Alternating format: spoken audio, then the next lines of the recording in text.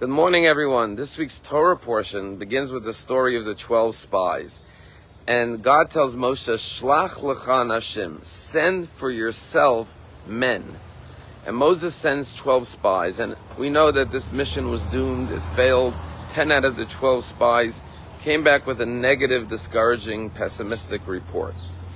And our rabbis say, where did the mission go wrong? And the rabbis point out that it says, Shlach lecha, send for yourself. Meaning God said, I don't need to send spies. Trust me, it's going to work out. But if you want to send spies, go ahead, Moses. They're your messengers. They're your scouts. Send for yourself. But the Klei Yakar says something amazing. He says that the emphasis is not on the word lecha, but anashim, men. What God was telling Moses was, if it was up to me, I would send 12 women. They would succeed in this mission because they have more confidence and faith and trust in God. But if you want to send men, that's up to you.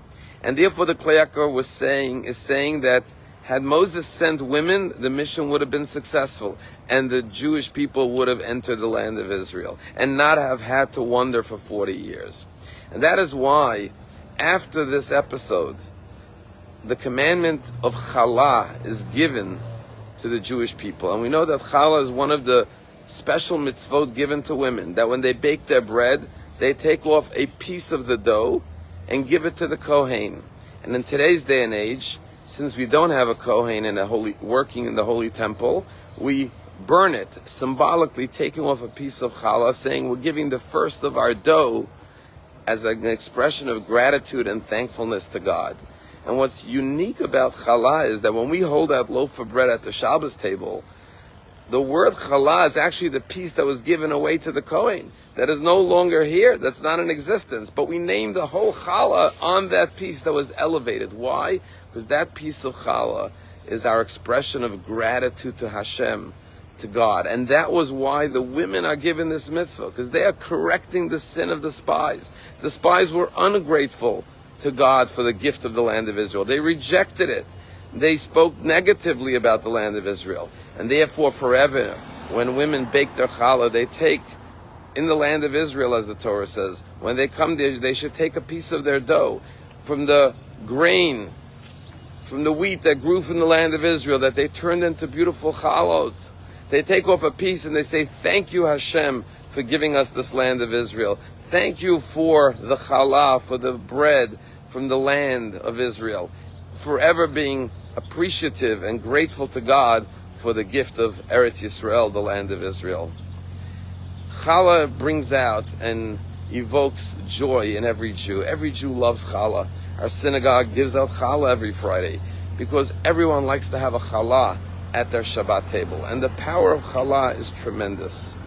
You know, right here in Century Village, there is a synagogue that was a conservative temple, but unfortunately the membership waned, and ultimately they couldn't keep it open. And so they reached out to this Orthodox Jew who lives in Century Village, and they said, would you like to come and take over the synagogue? And sure enough, some arrangements were made, and the synagogue was transferred to the growing Orthodox community in Century Village, and now it's a thriving Orthodox synagogue. And when I asked this man, why did they call you? And he said, I'll tell you why. He said, I have a neighbor who, when I moved into Century Village, her name is Sylvia, and she's an elderly woman, and she told me that she drives every Friday to 441 to Albertsons to buy a challah and a rotisserie chicken. So I said to her, why don't I get it for you when I do my shopping before Shabbat?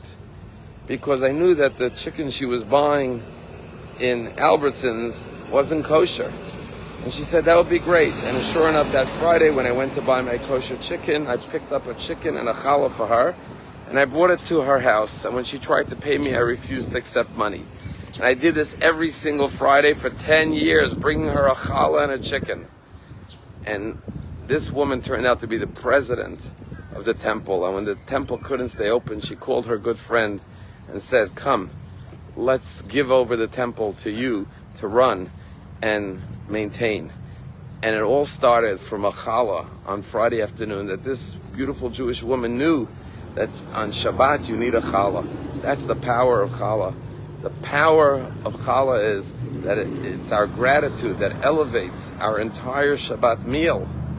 Because when we have gratitude at the start of a meal, and we remember the mitzvah of challah, and our appreciation to God for His blessings, then the entire meal and our entire lives are elevated. Have a wonderful day.